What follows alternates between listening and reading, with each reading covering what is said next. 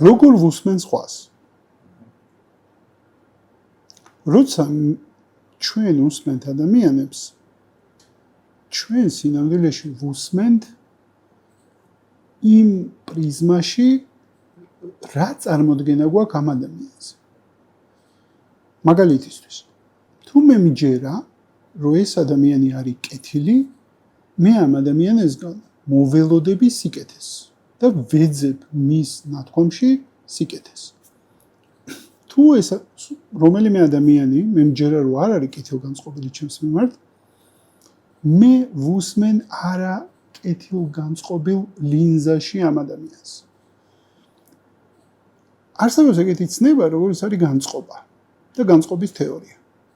მე ყველა ადამიანის მიმართ, ვისაც ვიცნობ, ამ ადამიანების მიმართ მაქვს განწყობა.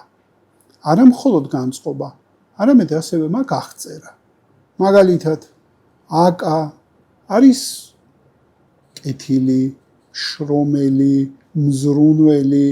ანუ მე თუ ისე ვფიქრობ აკაზე, მე აკასგან ველოდები ამას. და ყველა საინტერესო რა არის, იცით? მე ზუსტად ის მიდასტურდება, რასაც ველოდები. ეხლა წარმოიდგინეთ, თუ არა გაქვთ ეგეთი დადებითი წარმოდგენა ადამიანზე, რა დაგიდასტურდებათ?